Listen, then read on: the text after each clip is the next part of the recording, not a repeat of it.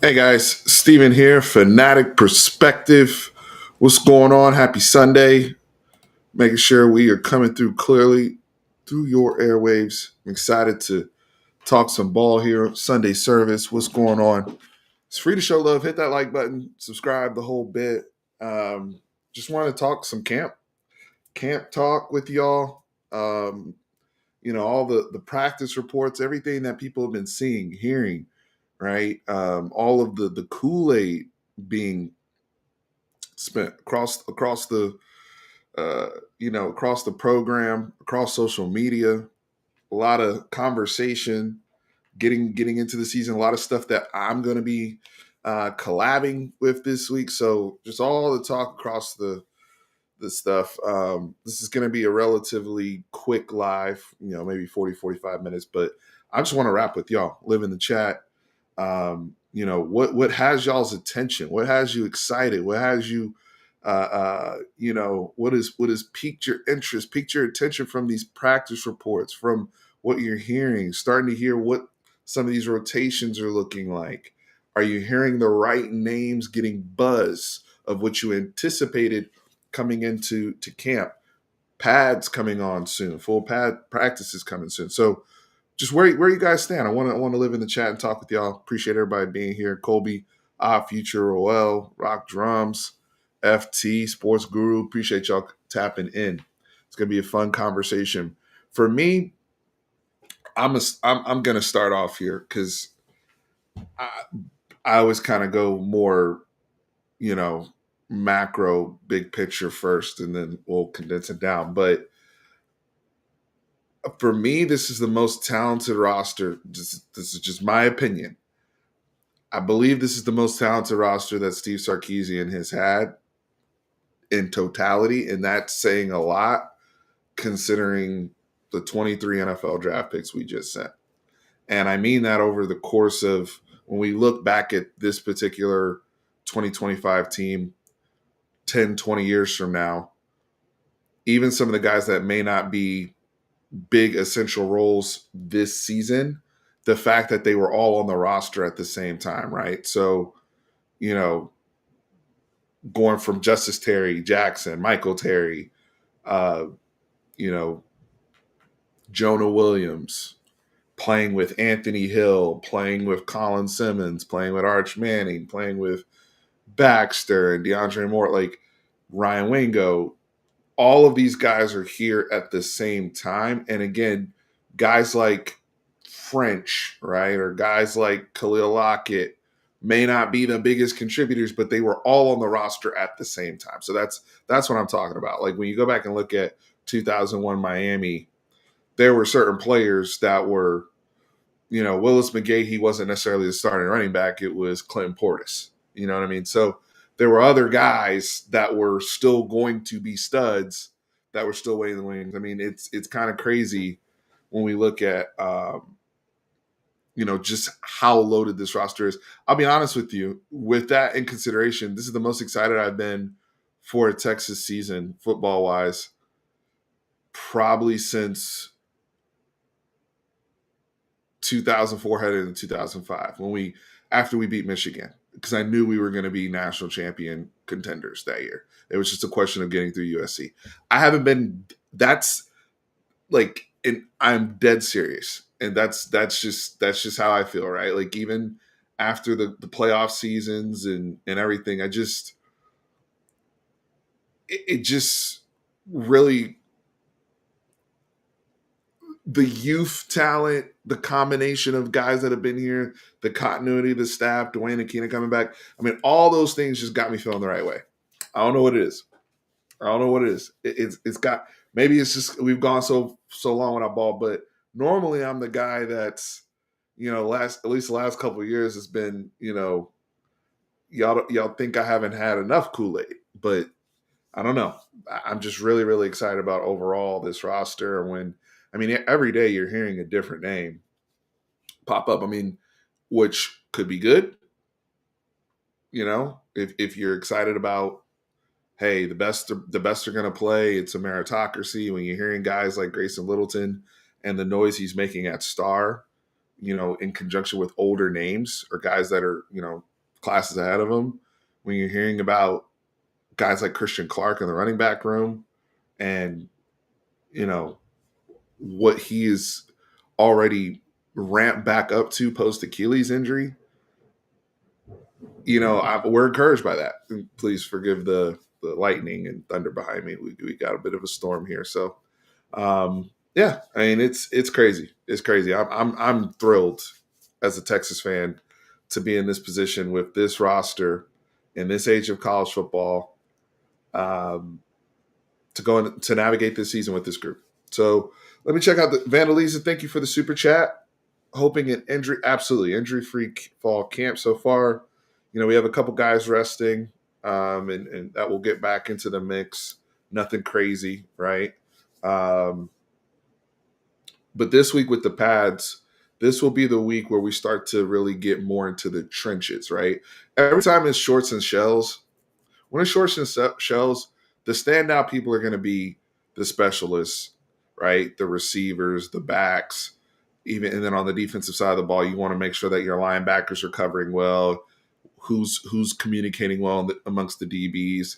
What do things look like in 7-on-7? Are guys catching the football? Are guys getting the calls in time? This week, when the pads come on, now it's going to start getting to the physicality, right? Who's moving the line of scrimmage, right? Who are the dogs? Who's out here where we got to keep so and so on a leash because he's violent? That's when we start to figure those things out. So I am looking forward to this week, and understanding the mental nature of this team, because I do think if they have a little bit more dog mentality going in, not that they haven't had that in the you've had to have that in order to be a playoff team the last couple of years, right? And to achieve the success that Texas has achieved. But to have that breakthrough and,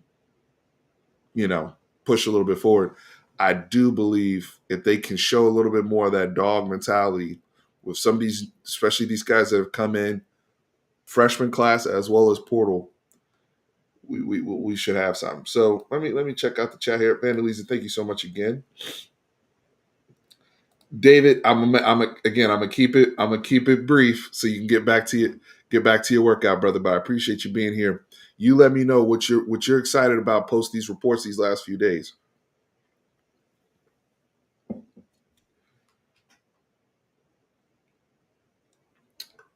Parker Livingstone may be better than Emmett Mosley. Well, here's the thing.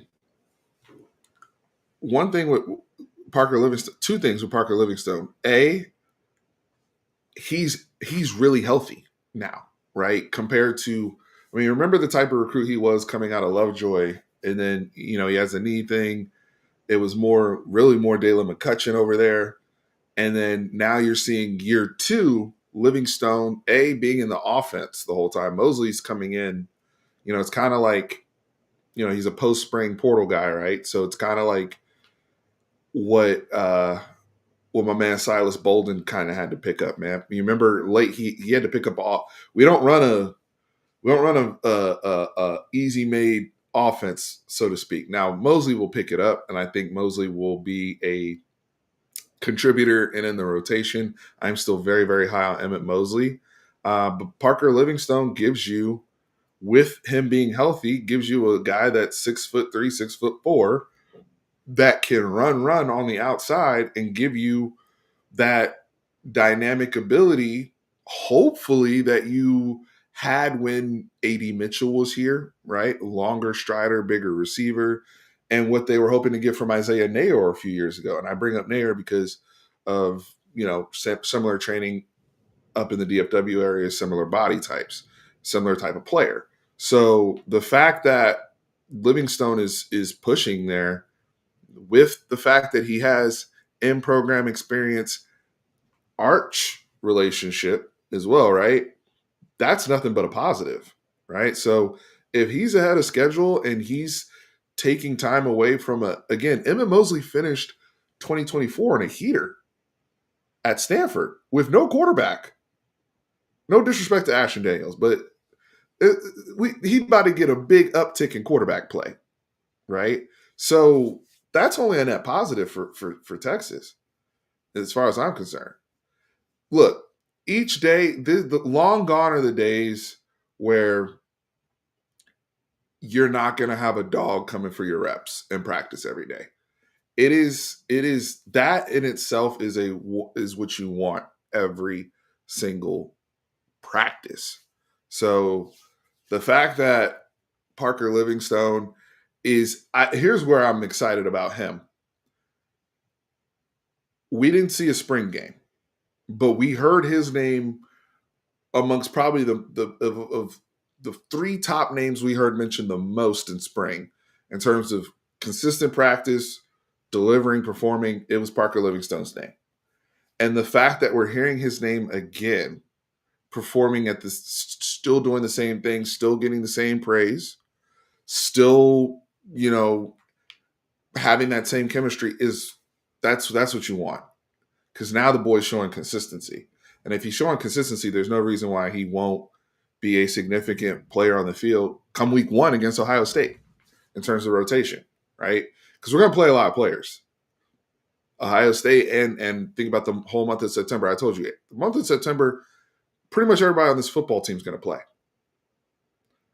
That's why I've broken this thing up into quarters. And if you even listen to a lot of the insiders talk, right, all the platforms they have, all the insiders talk, they are talking about, like, when they talk about Grayson Littleton, they're like, yeah, he'll probably start the September games between him and Wardell Mack, but they're trying to find somebody to start the Ohio State game for experience. Like, they're breaking it up if you think about it, right? So the Ohio State game is like this one-off. What do we, how do we put our best foot forward to win the game?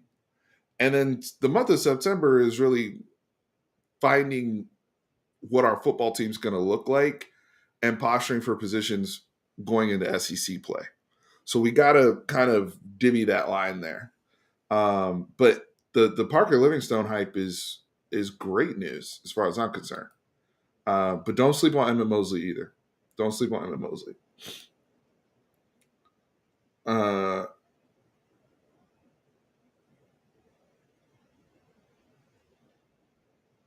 Don't even get me started, Drew. Don't get me started.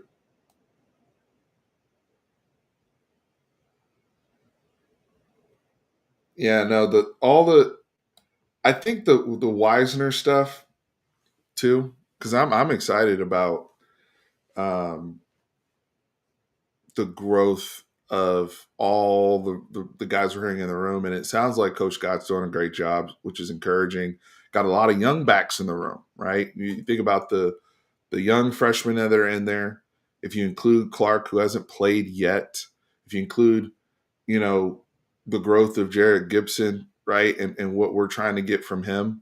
But Wisner's the guy that you trust in a game. It's along with CJ Baxter when he's right. Those are the guys you can trust with heavy responsibility in a game. For me, I don't have as many questions about the backs, assuming that the offensive line is going to have a better, nastier approach to the run game. I'll sit it there. So I'm more so looking at, and that's why I'm more so interested in this week in terms of what type of approach will we have to the run game, especially when DJ Campbell returns to practice. Because I think that's going to really dictate what the carries and stuff are going to look like. Like, for example, if we're struggling, I mean, they're going to stick with the guys that have played and they know have experience and whatnot. And again, I'm going to continue to say this. I think a lot of people are discounting Wisner getting better. We look at everybody else, coming along, and we always want to gravitate towards the new, exciting, shiny thing that we haven't seen yet. And I think some people even look at the Wisner thing as maybe a little bit boring, but we should be very thankful that we have a guy coming back with all that he can do with his experience and all those things. But I also think he can also, think about what the reports of his body, right? And how much stronger and tougher he's gotten. I'm really, really curious to see early in the season. I think it's going to have to be somebody that leaves no doubt, right? So if you think like a Christian Clark, I see Matthew Miller talking about Christian Clark. Um, or if you're more on, hey, I think Cedric Baxter's going to be healthier a lot sooner than people realize, and he's a 5-star back, blah, blah, blah. Like, it's going to have to be by October, like, you just know, right? Like, we can't keep, for example, Jonathan Brooks in 2023 made it very clear he was our starting running back. We entered the season. Cedric Baxter was playing a lot, was starting games, and Choice had Brooks coming off. But when Brooks just took it, right? Like there was to the point where he would have, I honestly think he would have won the Doak if he stayed healthy. Like that's how good Brooks was playing. That's what I'm talking about in terms of taking. If you're thinking somebody's going to just come in here and just rip it away from Trey Wisner, it would have to be like loud, where it's just obvious, right? Because again, our backs are a very, very versatile part of this offense in terms of, are you pass blocking? Are you handling your responsibilities in a nuanced passing game, right? Trey Wisner caught 44 passes last year. Cedric Baxter caught 26 passes his freshman year. That's a lot for a freshman running back. They are asked to do a lot in this offense. They line up in the slot. They line up in the backfield. They line up out wide. They're asked to take on safeties. They're asked to take on linebackers. They're asked to block defensive ends, right? Communication has to be there with the quarterback. Like there's a lot that goes into it. To earn the work. The Jared Gibson was our best short yardage runner last season. He was the best guy we had in terms of handing the ball off to. If you're not counting Arch in in that package, Jared Gibson was the best guy you could count on. Just we even lined him up at fullback a couple times and handed the ball off. Sometimes on our own side of the field, but he did not play more because they could not trust him in terms of taking care of the football, right? Also, assignments with his pass blocking. Those two things hampered him getting more work last year. When we had a lighter room, if you think about it, especially with Jaden Blue battling injuries and Jaden Blue having fumbling problems. So those are going to be the things that are going to determine who the guys are out there, because we don't have time for those type of games when there's no just home run Bijan level game breaker back there. There's not. So it's going to come down to, who do you trust, right? Now, if somebody does start to show those type of abilities, like Jonathan Brooks was showing, then we got a whole different conversation. But overall, I think people are sleeping on the room. The only thing that I don't see in the room is like a Jaden Blue just burner. That's the only thing I don't think they have. Everything else, I think this is a complete room. I think you will see more of a shared approach, especially in September, than we typically have, right? There's a reason why Sark always has a 1,000-yard runner, because he's always focused on, kind of isolating it to one or two guys, and we'll see how that works out early on. But the competition is exciting. Taff at star. How do we feel about that? Honestly, Michael Taff, hearing about him getting work at star. I understand it for the Ohio State game and versatility. Ryan Niblett can run. I don't know if he's shown the ability to have the vision to break off runs out of the backfield.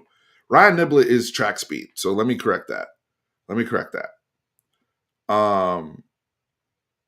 Ryan Niblett can run. Like I expect, like Ryan Niblett on like a kickoff or on a pass, but I'm talking about like just running a run play through the line. I don't see him just having the natural running back instincts to cut something back and then have the home run ability to bend it past the safety and run for 80 yards. I don't. If it happens, I'm wrong. Right? If it happens, I'm wrong. I think Niblett's more of a is obviously very very fast, but y'all should please understand the delineation between a home run hitter coming out of the backfield and somebody that is just running fast. Period. Right? There's a little bit of a difference in terms of navigating at the line of scrimmage. But the rest of that, they're complete. I mean, they can like Wisner's broken off chunk runs. He's had long touchdown runs. COU, right? Cedric Baxter's had long touchdown runs. But is there a guy that is just going to roll out of bed the way Jaden Blue could on any like Jaden Blue right now? If he gets his stuff together really with the Cowboys, which it looks like it could be happening this last week of practice, all the work he's now getting with the ones, that's a guy that can score any play in the NFL. Like that's how fast he is. So that's no shade to the room. Like you don't have people like that every year. But moving back to the Taft nickel thing, I would prefer. This is just me, and I see David's response about getting more guys on the field and getting more people opportunity to play. I want my best communicator, which is him at safety. I want him able to see the whole field from sideline to sideline. I don't want him pigeonholed at nickel, which, again, you can communicate from nickel, but it limits what you're seeing. I like him being the eyes and ears all the way in the back, just me personally. I get it, especially if there's a matchup and the more that people can do, the better. But I just want my best communicators, especially that are already safeties, playing safety personally.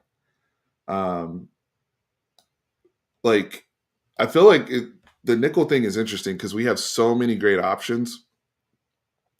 And if Grayson Littleton is playing as well as they say he is, which is, we have no reason not to believe, then hopefully, that just works itself out. And, these guys are competing on the outside for the rest of their snaps. But I want my best communicator in the back personally. So, I know Derek Williams and Phil Simi and Jelani, like I know they can hold it down back there. But in terms of just snap to snap and all those things, as well as skill set wise, I do prefer Taft to that's just me from an area of comfort. I prefer him to be behind. But I hear what everybody's saying. Yeah, you definitely want to cross train guys. Everybody should know what everybody's doing. That is a Dwayne Akina special.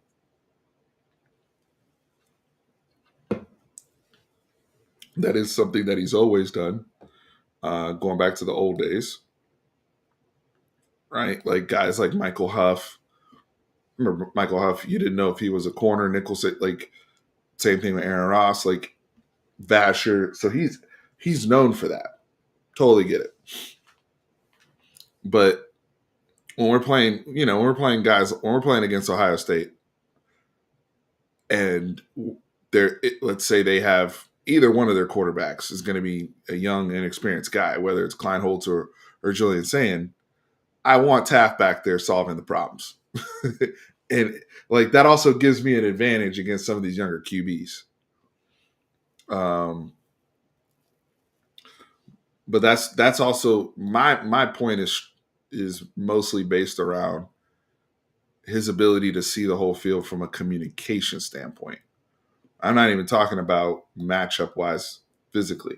We know we have elite safeties that can run, hit. It's probably the most impressive looking safety room we may ever see at Texas, to be honest with you. We include Jonah Williams in that group. So I think it's going to get crazy, especially once these guys have more reps and we really get into the season and it's really starting to click for multiple guys. Again, I'm just thinking more so of the Ohio State game first, getting through that on the road before we really have a lot of time to figure out our stuff.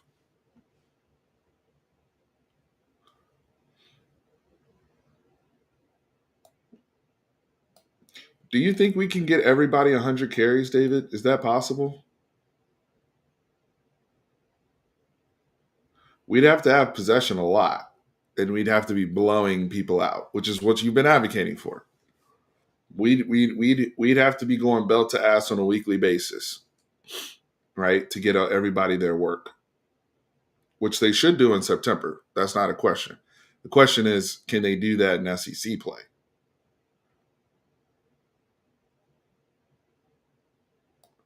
Royal Blue Coug said, fine for practice, but no. I agree. I don't know. I mean, here's the thing though. We are, it would be more of, I don't think we'd play a whole, if Taff is at nickel, we're not playing man. Just, I mean, we don't, it's again, we don't play a whole, we'll match up within our stuff, but you're not going to see a whole bunch of, unless it's some sort of heater where we're having to play man on the back end of it. I mean, that was kind of what held us together when we played Ohio State the first time. Is we had a great zone defense where we were able to communicate so well that we didn't have to worrying about following guys across the field, or we could line up and feel confident that if this person left Gilbo's area and came into Makuba's area, that they would carry and pass it off the correct way. Or somebody coming from Jade's area into Michael Taft's area, they could pass it off and play it the right way, Manny Muhammad included. So that's what made our coverage as good as it was those communication abilities and whatnot. So, but either way, whether you're playing zone or man, you still got to be able to cover. Coverage is coverage. Which is why another person that I've heard, and why I'm encouraged about this, because let's be real, saying's not going to have more than 4 seconds back there. Well, 4 seconds is a lot, but I know what you mean. 4 seconds is a lot, but I know what you mean. But yes, the pass rush will make it easier. And I think the pass rush is also going to determine, hey, we can probably we want guys with ball skills, right? We want that pass rush should create turnovers, right? We want people that are able to find the football, people that are managed to the ball. So that takes me to the next piece in terms of the intermediate. Is I'm very encouraged about what I'm hearing about Leona Leifau. I think he's become a little bit underrated and a lot of conversation that people are having, right? We obviously know he's going to be a very solid player, good player, right alongside Anthony Hill. No doubt about it, right? But what level of player is that next to Anthony Hill? If that's a guy that is covering as well as they say, like when you read some of the practice reports and they're saying he's now covering like another safety, another DB on the field, that changes a lot of things. That changes how whenever you're playing, let's say you're playing Taylon Green, Arkansas. Now I get to deploy Trey Moore as a just full-blown spy if he's on the field. If I'm using him, let's say we're spinning down, just the versatility to either spin down Trey Moore or spin down Anthony Hill for a snap to go play on the line or to play off the edge. Both of them can do that, right? Both of them are comfortable doing that. So I can play, if Leona Leifau is going to cover like that, there's going to be situations, let's say in the red zone, for example, where I may only have 4 DBs on the field. We're going to have to be a little bit more condensed. We're protecting against the run. Now Trey Moore becomes a big-time chess piece. Now he's a guy that can just mirror. Kind of what we saw Georgia doing with Jalen Walker last year, where he was just standing there at the line of scrimmage waiting for the quarterback to make his move.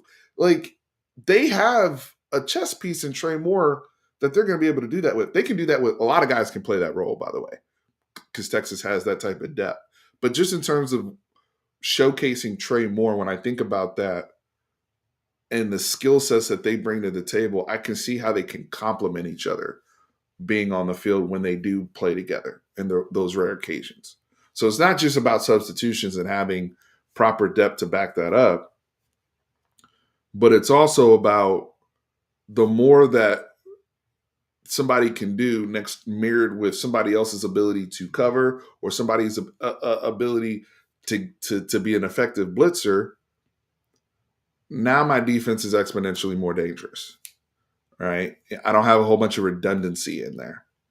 So I'm really, really, really excited about hearing Leifau being consistent in that area. I think he will only command to play more snaps the better he can cover, especially playing opposite Anthony Hill. So that's encouraging. That's encouraging because I do think we've been doing our rewatch series, and this is I told y'all this is the most excited I've been to watch a Texas team, and it's because of this freaking roster. I'm in love with this roster, skill set wise, football wise. I think it's a very well built roster, and I think both offensive play caller and defensive play caller should have full menu the whole season. I don't see them being limited by personnel on not being able to do something they want to do. I feel like in years past, even when we've been really, really good, there's been certain elements where either PK or Sark has been limited and really being full menu to what they want to do. I no longer believe that is an issue. I believe everything is on the table for what they want to do. That is why I'm very, very excited. With that being said, I do have questions in terms of all of that gelling where we needed to be, to get to the point where we want to get to, right? Which is winning the SEC, competing for a national championship. Because there's a lot of players, a lot of people we're trying to navigate here. So just read some of the comments here because I want to make sure I'm chat with y'all.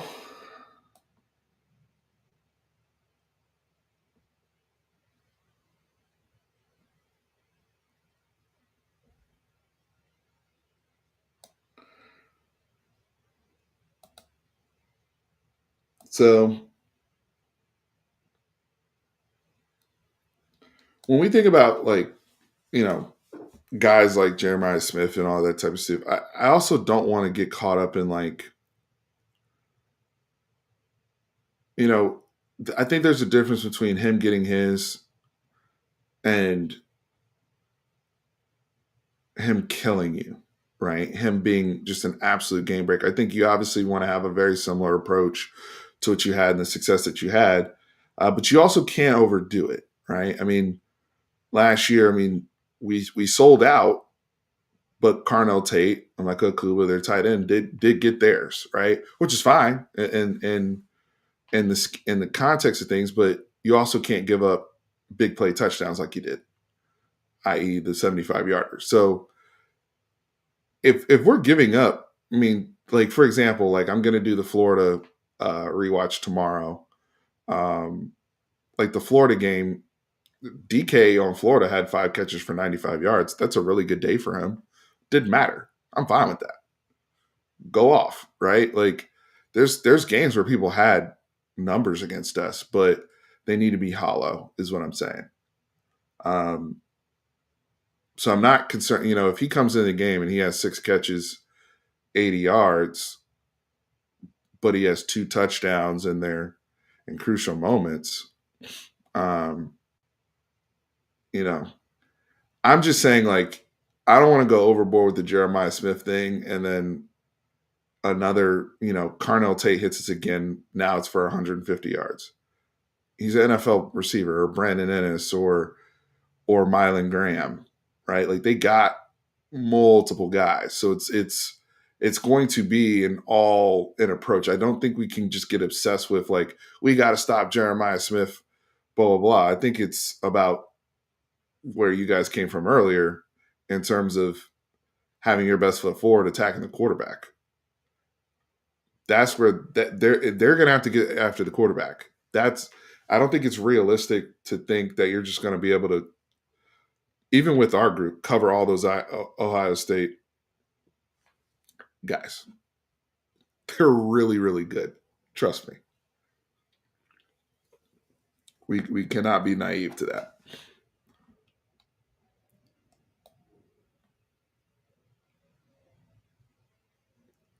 But I do think we will make our money at the line of scrimmage.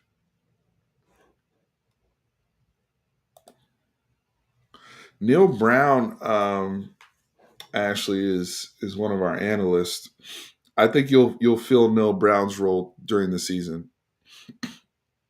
Max Clare is going to be a problem. We tried to get Max Clare. Julian Sayin has all the weapons in the world. That's as good a group as you can ask for. The issue, where we're going to have to do is put the quarterback in hell, exactly, and make them as one dimensional as possible. I can't like Peoples and Donaldson can't have a good game running the ball. That's going to be an issue. We've got to stop. Like we have got to be sound, just banshees against the run and really make Ohio State one dimensional. Right? We can't have them, being balanced, especially considering Hartline's first game as a play caller, allegedly. Allegedly. I don't want to see people all of a sudden them dudes are popping off getting 5-7 yards a carry and they're able to stay balanced. That's going to be because that will hurt our pass rush, right? If they're able to keep us balanced, then we can't just pin our ears back. So stopping the run and really I'm saying being dominant against the run is going to be very, very key for Texas in game one. Run defense, run fits, which is now when you think about it, that nickel position being so important in the run defense, that could be a reason why Michael Taff is playing up there, is to really sell out to against the run, knowing that you're trying to make Ohio State one dimensional. Right? Because that nickel is very, very important in your run fits. And the nickel, I believe, for our team sits in the safety room. So that would make sense if you want sure fire tackling and everything at the line of scrimmage. You want somebody that is going to blow a bubble, right? New quarterback, trying to get him into rhythm. You don't expect Julian Sayin just coming out here throwing deep, right? You'd expect him to throw rhythm throws short around the line of scrimmage. So yeah, maybe wanting Michael Taft closer up there makes sense. So kind of playing both sides of it.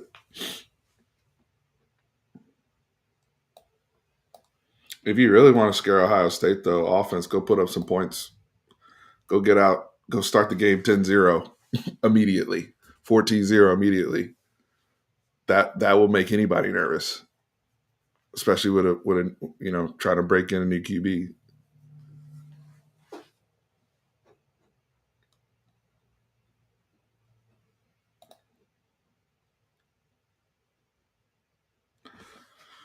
So this is an interesting comment here about the depth chart too, because I think this is going to change and navigate, or I think this is going to be something that is really dependent upon the opponent too.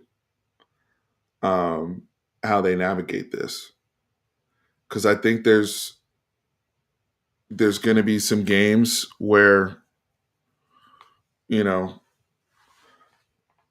I think on first, like for example, first and second down, I think it's if you're in your traditional nickel set, right? Five DBs on the field, two backers. So we're basically in a 4-2-5, essentially.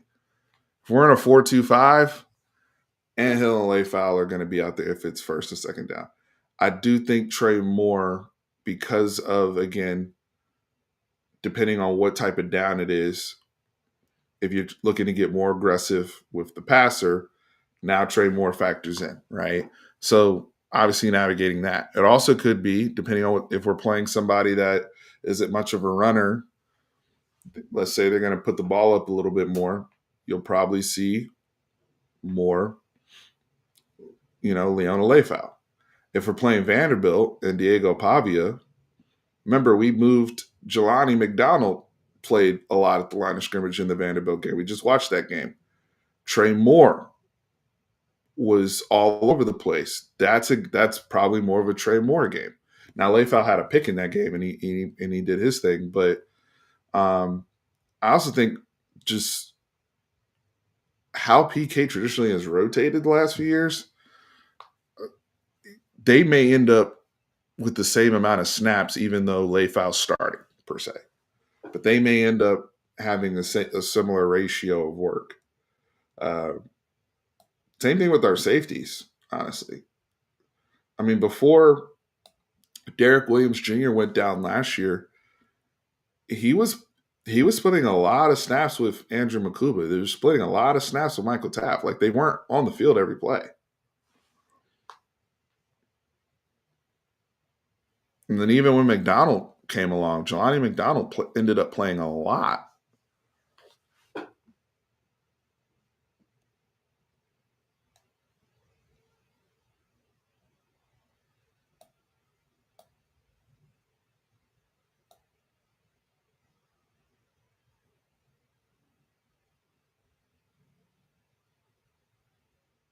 It's hard to see those great receivers when you're looking at the sky all day. That's the plan.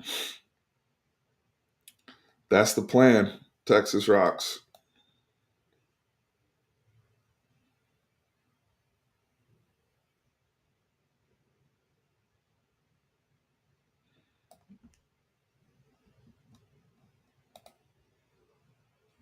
Yeah, we definitely, and I'm excited to see this week in practice start.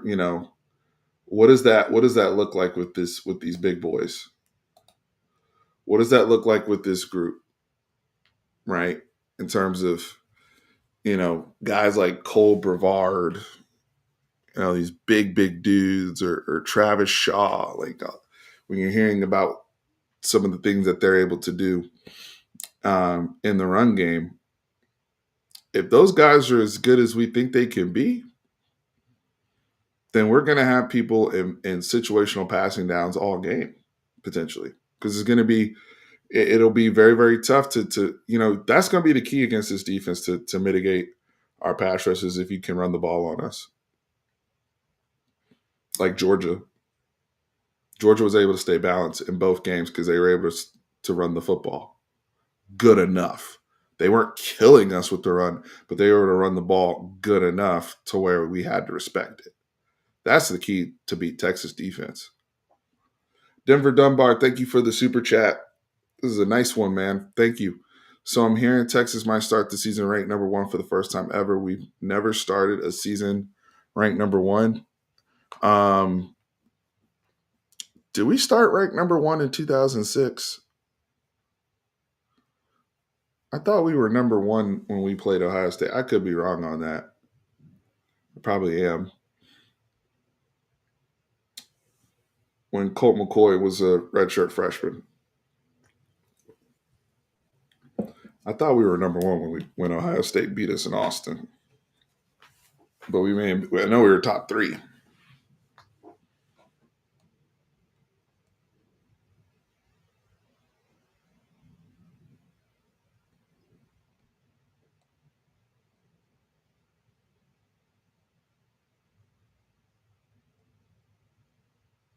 Ohio State was number one.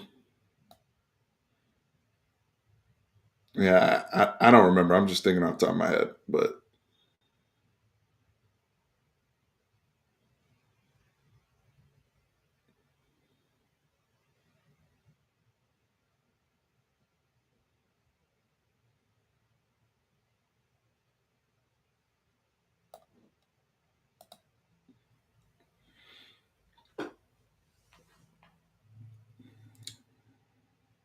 okay, so we're number three. Thank you. Yeah, so I don't remember. I don't know if there's any other time we just came into the season number one. Um, I mean, I wouldn't be surprised. I don't care too much about it, especially in the 12-team playoff now. I'm just like, just get, as we saw last year, just get in the freaking playoffs. I do want to win the SEC. I'm going to continue to make that clear. That's what I care about. I care about winning the SEC. I'm not over here. Look, I'm not over here. Like Sark said, you got to have a crazy, lucky, unbelievable squad to go undefeated. So I'm not. Those words aren't going to come out my mouth, right? I respect this conference. I respect where we are in college football way too much to say those things. Now, if it starts to, if that starts to become a thing, then it becomes a thing. But right now, what I care about, I'm not arguing rankings in September. I'm not. What I care about is winning, being in position to win the SEC and winning this conference. Surfer boys in here, y'all got us last time, both games. I'm concerned about getting our get back. If it's y'all we see in Atlanta again, great. But I'm concerned about winning the SEC and getting in the playoffs and being in position to win the national championship. I could care less if we're ranked number one or number five to start the season. Does not matter to me.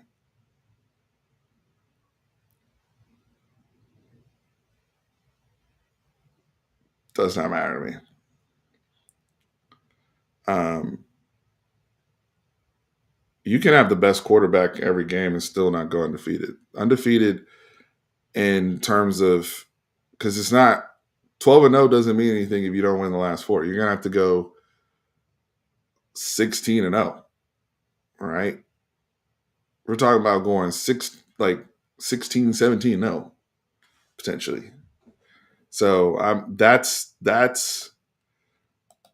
nah. I'm not gonna play that game. But um,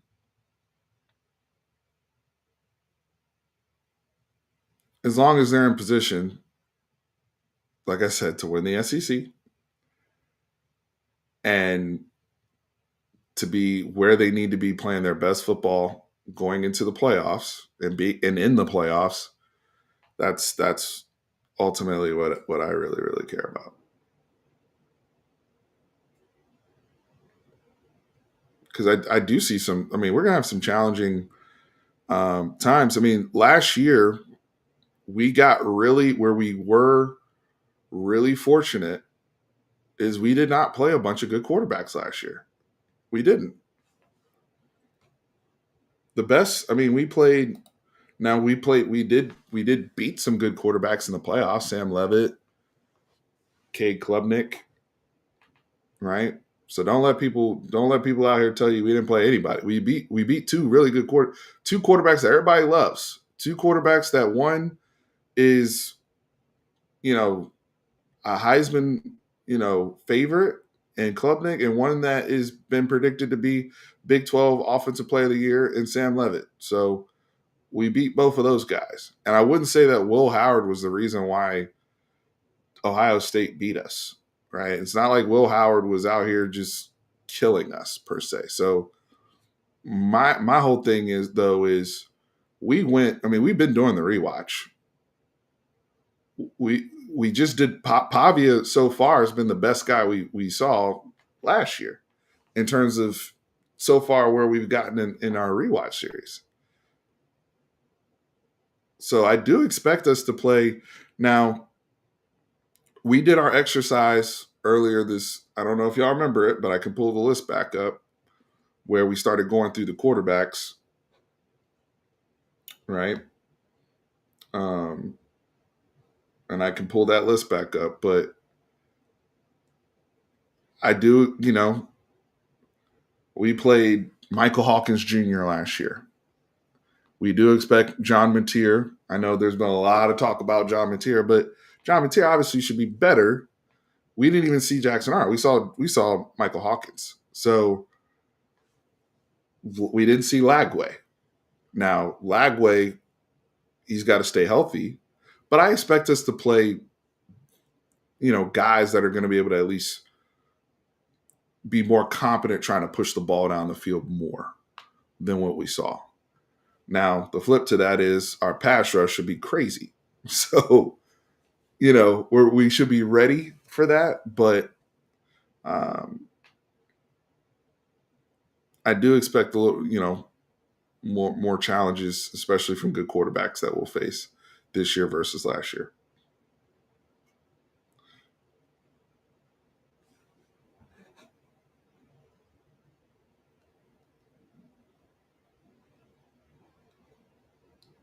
Surfer boy,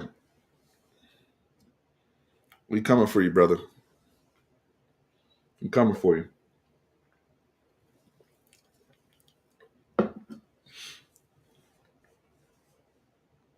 And Gunnar Stockton, you trust.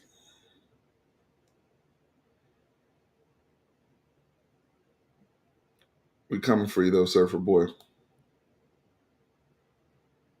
Gonna make sure Dylan Bell keeps dropping passes.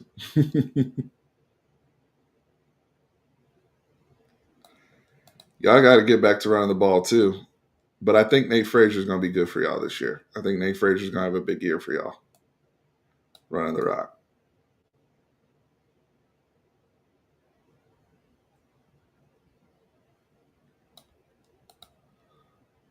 FT, this is where I'm at. I need the offensive line is gonna send me through the roof. If I start hearing what I want to hear from that group, if I start hearing what I want to hear from that group, yeah. Nah, Lagway. Here's the thing with Lagway is health. That's my only question with him. Is health. Every time I look up, I hear about it, some sort of injury with him, or he's battling.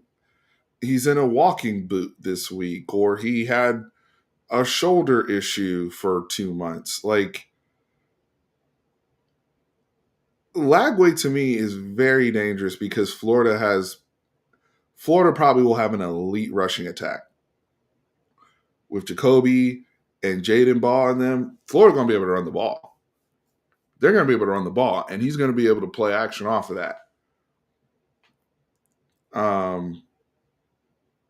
But I keep hearing about one thing after another with him. This is why I'm like, yo, can we finally be blessed with our guy, with Arch, just being able to live with a quarterback in Arch that we don't have to just be worrying about, is he going to practice today? Is he banged up? Like, hopefully he has that Manning health anointment where we saw Eli and Peyton, be all-time NFL history for consecutive starts, where you don't even worry about if they're coming to work, if they're able to, oh, he can't do this because like, hopefully you think about it, Sark is yet at Texas. Sark at Texas has yet to go a full season with his starting quarterback starting every game. Every single year, he's had multiple quarterbacks start multiple games at Texas. We need that to be Arch all the way through. And we don't need to be wondering about, is Arch practicing? Is his this, that? Like, hopefully we're going to be blessed with a healthy quarterback all the way through. Sam would make it whole seasons, but Sam was always banged up and he wasn't always practicing. He would somehow, by God's grace, make it to the games, but we were running the guy 20 times a week. So Sam had rib problems and this problem, and his body finally gave out in the Alamo Bowl. To be honest with you, Sam, it's kind of sucks. He left. He ended his Texas career getting injured.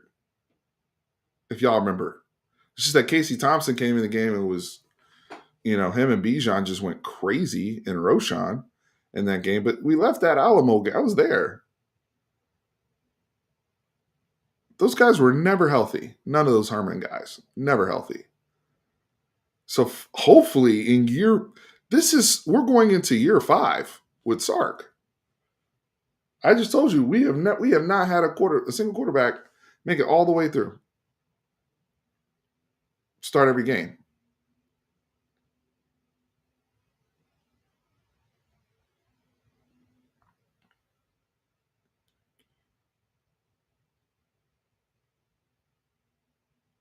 Gerard Hurd didn't start he ended up starting but it was Swoops. Swoops started some games that year too. I mean, it's kind of crazy if you think of it's Sam Ellinger.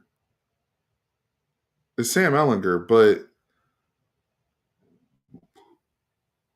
outside of Sam, it's been a struggle for us to come every week with the same quarterback.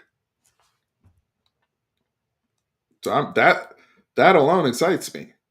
Like for example, and let's just keep it a buck because I love what I'm seeing from Quinn in Dolphins training camp, and I'm excited and happy for him that he looks healthy, looks like he's throwing the ball well. I'm excited for when we see him play in the preseason next week with pads on, all that. That being said, if you follow this channel, you knew we were already prepared. We already knew Arch Manning was going to start games last year. It was just a question of how many. We were already prepared that Quinn was going to miss time. Not one of us on this channel, and I'm including you, this is it's a fan space, and it's not a shot at Quinn, but we knew he wasn't going to start all 12 games. We knew that. It was just a question of like the year before, hey, when we had Malik Murphy, can you get us by a couple weeks? That was already a thing the year before Hudson Card. So I'm just saying I'm trying to be out of that business. I'm just trying to be all the way out of that business, and we are just blessed with good health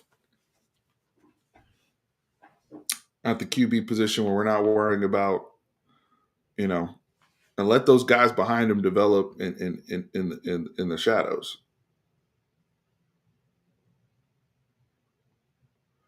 All right, getting ready to wrap up here, but now just some of the other things. Injuries. I know I didn't get a chance to talk about Jack injuries, but hearing about kind of hearing some of the noise he's making at tight end behind the scenes is encouraging, as well as DeAndre Moore. I want to get back to him, and I said it in the video last week, and I'm going to continue to say it again. I think DeAndre Moore is about to go nuclear this season, at least statistically. As long as the consistency is there with the increased volume that he's going to get and what he can do vertically from the slot position, as well as having experience playing all over Sark's offense, whether it's outside or inside, I think that's the guy, especially when you think about if, Parker Livingstone continues this run he's on. He's a big receiver on the outside. Ryan Wing goes back. He's a big receiver to the field. You have two big guys on the outside that can just go and get it. And then you got DeAndre Moore, who also can get downfield and do and then really start to take a defense apart. in the middle of the field between the hashes, that's going to get crazy. That's going to get crazy. So DeAndre Moore for me, and just where the brother seems to be mentally, looks like, looking at his pressers and just everything we're hearing, the responsibility, it seems to be ready and embrace the responsibility. I remember when the brother went and was talking about as a freshman waiting his time behind and learning from guys like Jordan Whittington and Xavier Worthy, guys that are pros, right? Guys that are legit pros and being asked a lot of in their NFL receiving rooms. I'm encouraged for DeAndre and him navigating that space as Arch's go-to guy, and having all of the right pieces around him to be that guy. I think it's just going to be easier money for everybody because Jack injuries is a problem. Like we really got fortunate he hit the portal and got in there, and that's outside of younger guys like Jordan Washington, who we know is just a question of when, not if, right? That's behind injuries. But the point is, you can't have brackets on everybody. We've got, like, the same way I'm talking about the Ohio State guys. I feel the same way about our guys. We don't have a Jeremiah Smith, but in terms of just overall, you can't tilt anybody. I feel the same way about our guys, and what people's approach is going to have to be towards from a coverage standpoint. So good luck, Matt Patricia. Good luck, defensive coordinators, especially with us being full menu with Arch. All bootleg, all the play action stuff, all the RPO stuff. We're going to be able to run all that with Arch.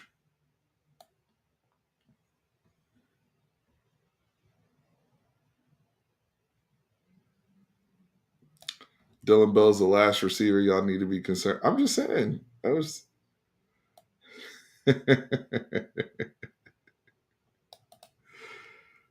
I love it, Surfer Boy. We coming.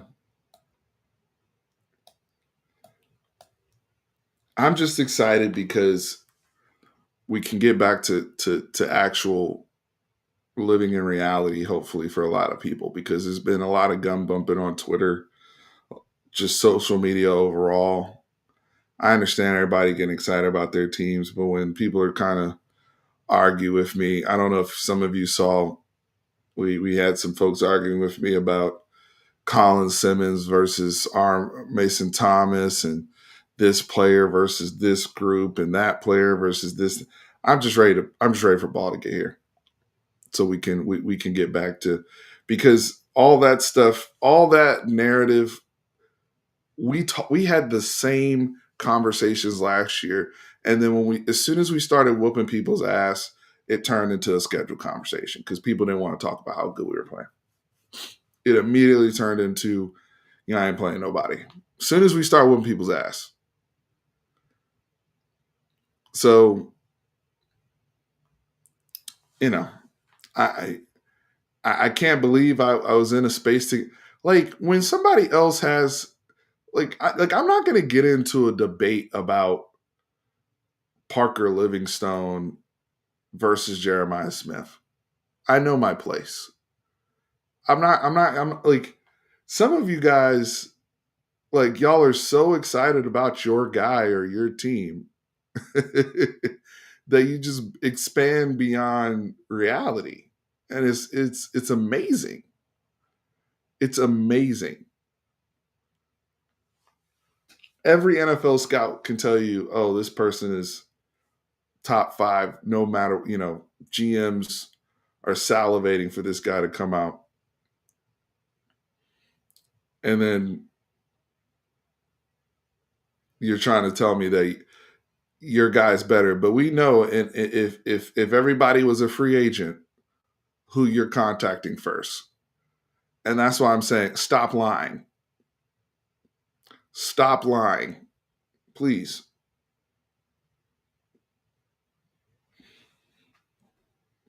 All I'm saying is, student Cowboys, and I know you're not one of the people I'm talking about. All I'm saying is don't negate how well we're playing, regardless of that, of how you feel about the schedule. And y'all know what I mean. You like if you clearly see somebody is going crazy, like it doesn't take that much to see. It doesn't take that much to see, you know, XYZ is clearly an elite player, right? I don't need it doesn't matter like I have eyes. I can tell within 5 snaps that Caleb Downs is an amazing football player. All right. Like regardless of the opponent. So the stuff right here is interesting. Right. Penn State will go a month playing Kent State, Iowa, and no one is removing credit from Singleton or Allen for running all over those teams or Drew Aller for throwing all over them. We still acknowledge they're ballers. We know they're good. But that's another conversation for another day. So I'm just ready for football to get here so we can cut the cap.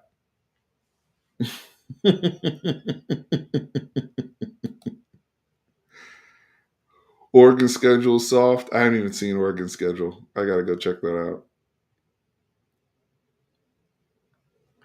Facts don't matter to some people. That's right. That's right. You can tell them, XYZ in the world, blah blah blah. But facts. That's well. I'll leave it on that. Facts don't matter to some people, and that's the truth. But I appreciate y'all tuning in for Sunday service. I'll be back tomorrow. We got some collabs coming up this week, like I said, but we will watch the Florida game tomorrow.